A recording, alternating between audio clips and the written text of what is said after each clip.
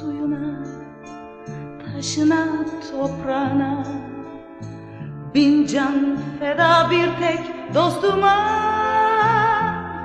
Her köşesi cennetin